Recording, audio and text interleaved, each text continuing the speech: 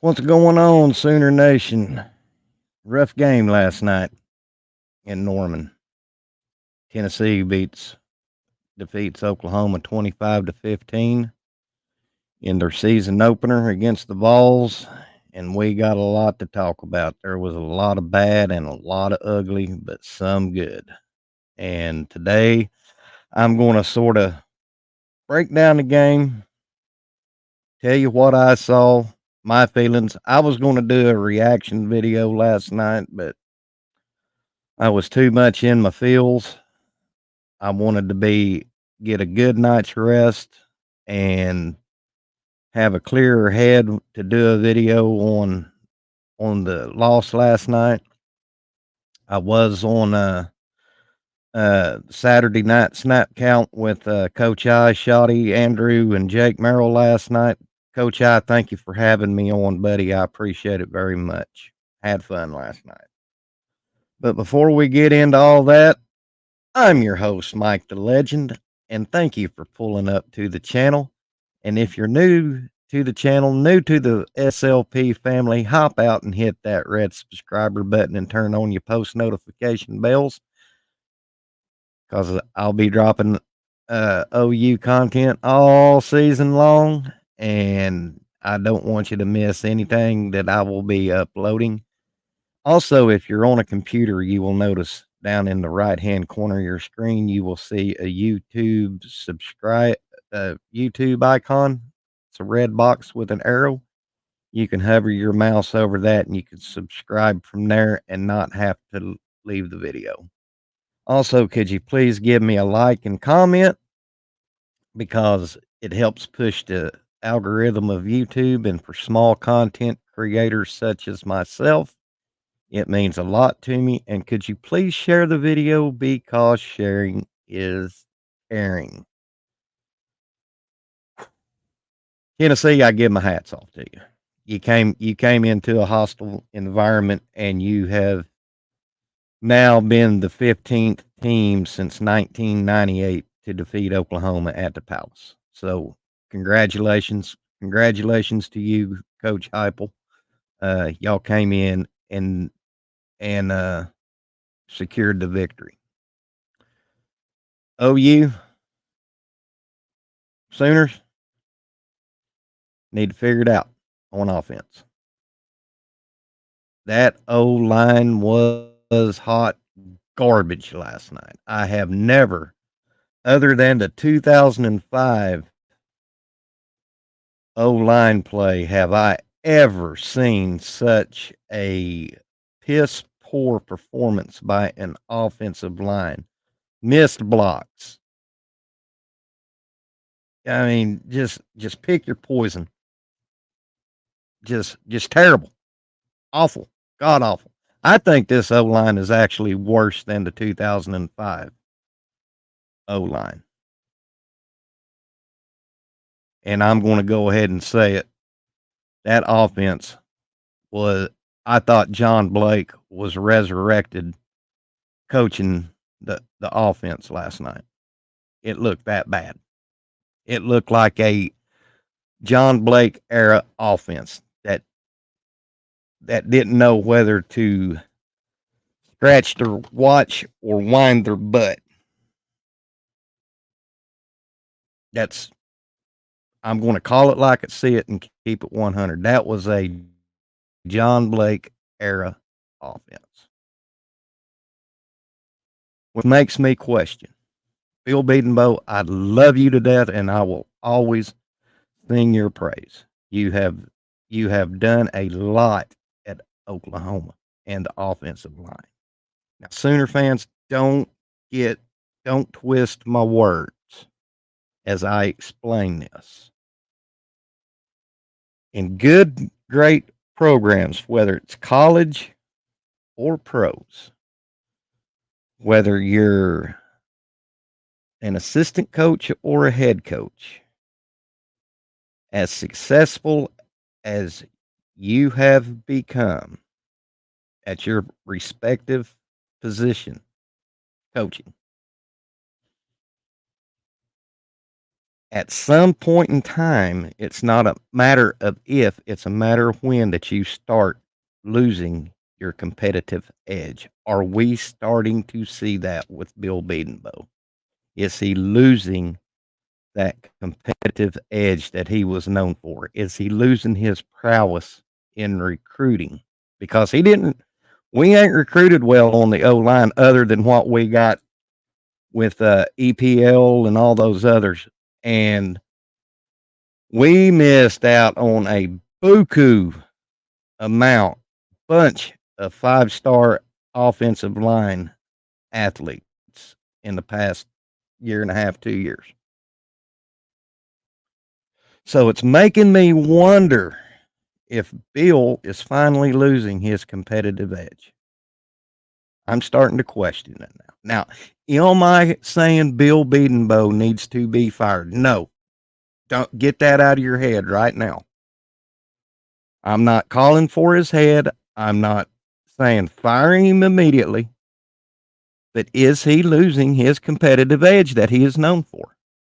Now we can sit there and say, you're probably asking in your mind right now, well, Legend, he's put all these players in the pros and they're making money, winning Super Bowl. I know. I'm on that bandwagon. Bill Bedenbow has put his players in the league and they are playing at a very high level. But let's face reality, folks. Let's put it into perspective. The old saying, all good things must come to an end. And I feel deep in my heart and in my soul after what I've watched in the past 4 games that Bill may be losing his competitive edge. I hate to say it because I love Bill so much. And Brent needs to have a talk with him. Come to Jesus meeting and get Bill off of his no playing freshman policy. We need help badly on that O line, and we got EPL, Akinkumeni, Brooks, and some very talented freshmen they're like racehorses, and they're being held back by not being able to play. BV needs to step in and say, hey, you need to get off of that no play freshman policy. You need help on the offensive line because the players you got out right now, they ain't getting it done. Guys, from what I seen on that O-line last night, a Pee Wee League football team playing defense could have been in that backfield all night long. We could not stop a nosebleed last night. So, like I said, I'm leaning toward that Bill Bedenbow is starting to lose his competitive edge. Seth Luttrell's play calling. It was beyond horrendous last night. You're on your own 2-yard line.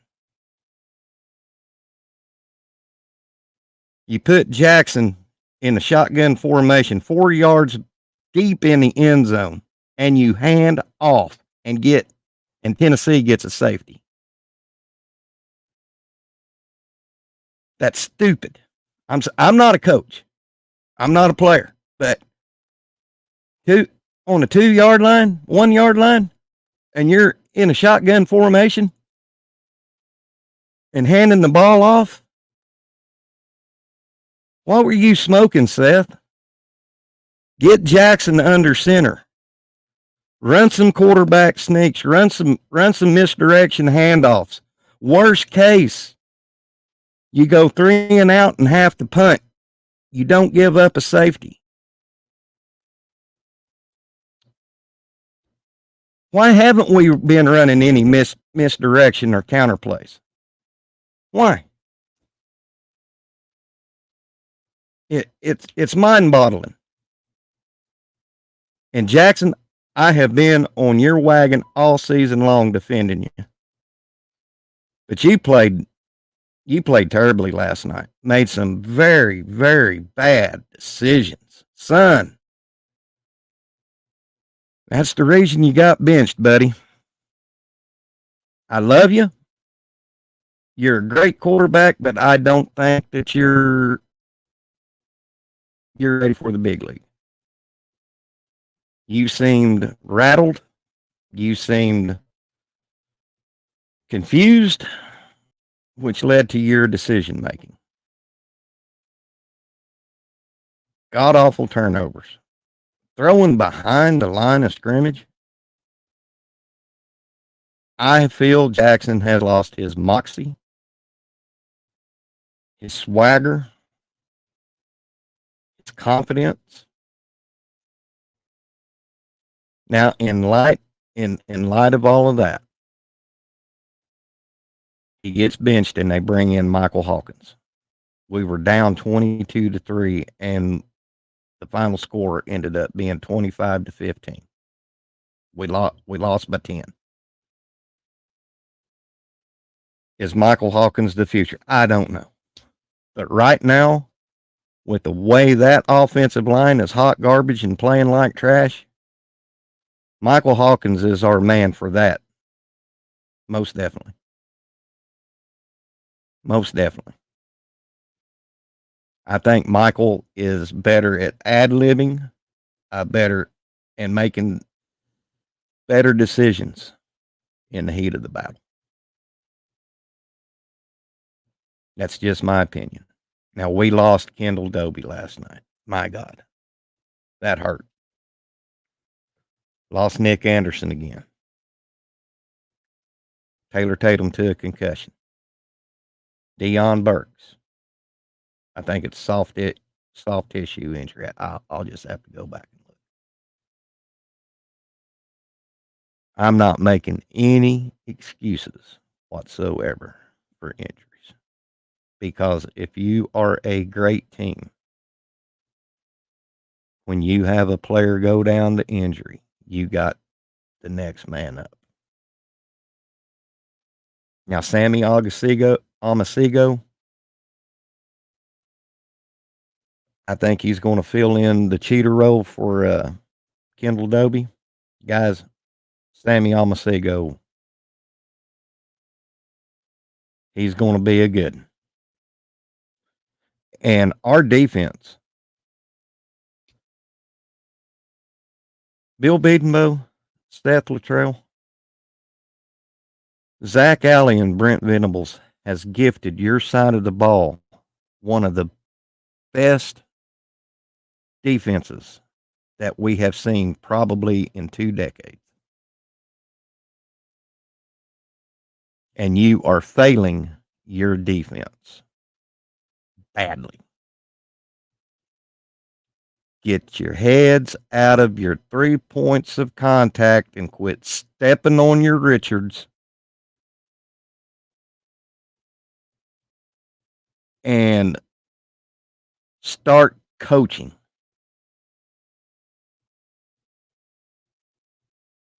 Because our offense is playing like trash. Guys, I'm keeping it a buck. If we wouldn't have had a good defense, we would have been skull drugged all over Owen Field last night. Thank God that our defense kept it to a 10-point game, and Michael Hawkins was able to ad-lib a few times to bring the score within 10. And after witnessing that, I feel if they would have pulled Jackson after the first 2 turnovers he caused, one being in our red zone and the other was thrown into triple freaking coverage to Hester. If he would have been pulled at that time, I think OU might have had a chance to win that game last night. It was just too late